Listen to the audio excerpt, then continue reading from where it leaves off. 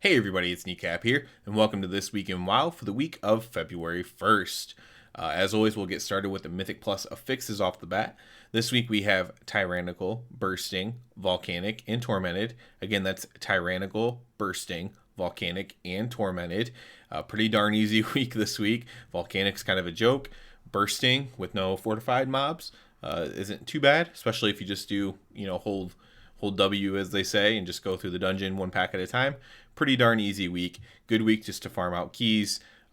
If you're on playing an alt like me right now, good week to just get your score up a little bit and have your alt more prepared for the next patch if that's what you're into. Let's go ahead and talk about some big news and what's going on in the game this week.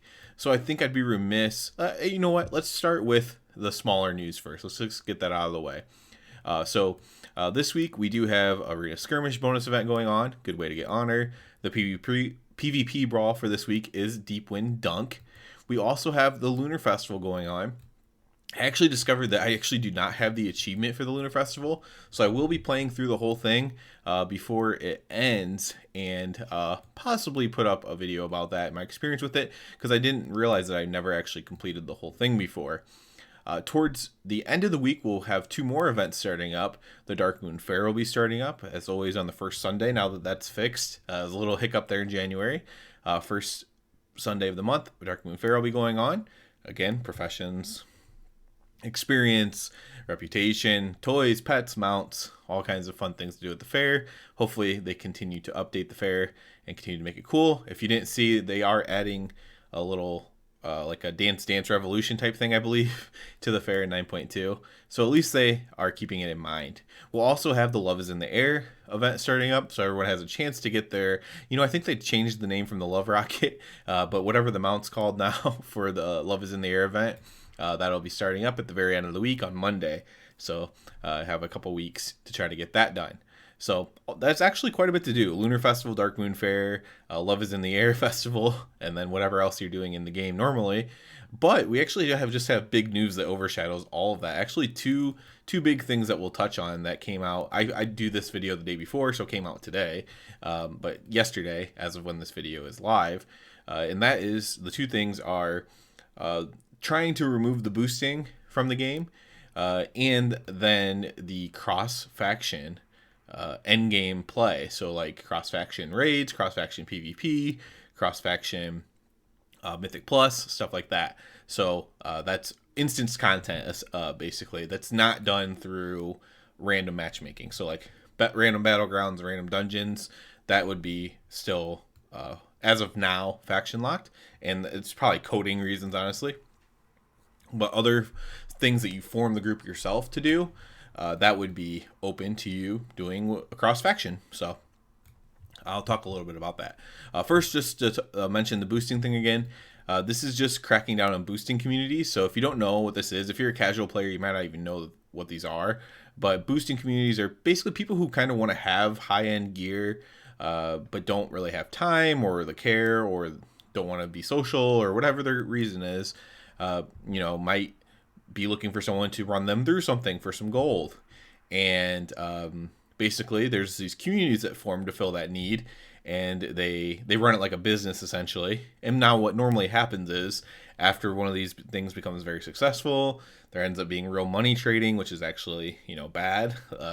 It's not necessarily bad, but it has bad ramifications. You don't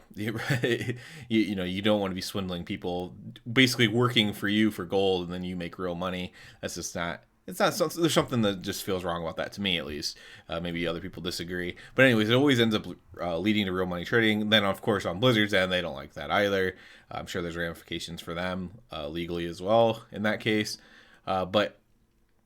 So boosting communities end up always being bad. Basically, history has shown. So I'm definitely all for getting rid of this. This will also clear up the looking for group tool. You can still do boosts though. So like if me and my friends wanted to do a boost, we could still go in trade chat and be like, hey, we're selling a boost right now. If anyone wants to come do the boost. And someone can pay us gold, we can give them a boost. That's completely fine. So you can still make gold on your own and stuff. You just can't do it through like a community or through basically like a business, right? You basically just can't do it like a business anymore. But you and your pals, or you and your guild, or you and your raid, you guys could still sell a boost to somebody on your server or whatever, and it's not a big deal. So for small time boosters, it's no big deal. But if you are in a community, you're gonna want to leave that community so you don't get banned. And just if you want to continue boosting for the gold, you just kind of learn to do that yourself and form your own little group and do it. But some people will just stop doing it, and that's fine too, frankly. So but back to the cross faction thing, this is really big news. As of right now, they're not doing cross faction guilds, but it seemed like they're very open to it, and it's probably, again, more of a coding thing. And this is going to be in 9.2.5, so there's going to be a 0.5 quality of life update patch after 9.2 is out for a while, and this will be in that patch. And then I think in 10.0 they'll really try to smooth this over and might add things like cross faction guilds. Cross faction guilds would be the best route, because like I know in my guild, if you're in a Horde guild, there's some Horde people that actually want to play Alliance. They might want to play Night Elf for Shadow Meld, for example. There's many Alliance players in my guild that want to play Horde. They want to play Orcs or whatever, just because it's more of a fantasy style character for them to play that they want to play. And that's fine too. Also, they might want the ratio for whatever class that they play or whatever. So if they made cross faction guilds, that would make it a lot easier. The way they're doing it now, you could still raid and stuff without the guild being cross faction, but it just becomes a lot easier when you are talking about trading materials to each other. Can Alliance trade to a Horde? How does that work? Do you have to go to the Booty Bay auction? No, that's not like a thing anymore. It'd be funny if it was, but the auction houses, I believe, are completely Horde and Alliance now. But back in the day, you would have to go like to Booty Bay auction house or Ratchet auction house or Gadget stand to sell something to the other faction. But that would be really funny if you still had to do that. But I do think eventually they will, probably in 10.0, but eventually they will have the cross faction guilds in, and that's just going to make the end game environment at least 100 times better. There's some ramifications to lore in a way, but someone made a really good point. It might have even been Asmon about the books. Like if you've read any of the Warcraft books, Alliance and Horde work together all the time on big things, on little things. It happens all the time.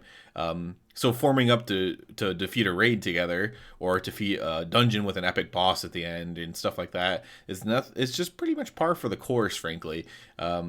The only thing they wouldn't team up for really is in a war type environment. And Ian Hazzikostas actually did say they probably won't, now with this finally going all in on this, they probably won't do any like war featured expansions anymore. Like there might still be a conflict between Alliance and Horde, but it won't be like the main feature of it. That way it doesn't feel weird that you're alongside someone that you're actually at war with. And this is all mostly going to be opt-in. Like I said, it's not going to be in random groups. So you can't randomly get put in if you are like an RPer and you hate the Horde or you hate the Alliance or you hate Sylvanas or whatever. You're not going to have to play with them. You will not get assigned to play with them. It would only be, again, by like an actual group that's formed, eventually a guild that's formed and stuff like that. But you can avoid that if you choose to, you and your community, you and your friends, whatever, you can avoid that if you do choose to. But it's very exciting news. I might have more thoughts on that specifically with specific videos, but I'd be remiss if I didn't mention it here. That's about it for this video for this week. As always, I do ask you to please subscribe to the channel. It helps me out so much. Other than that, everybody, have a good one.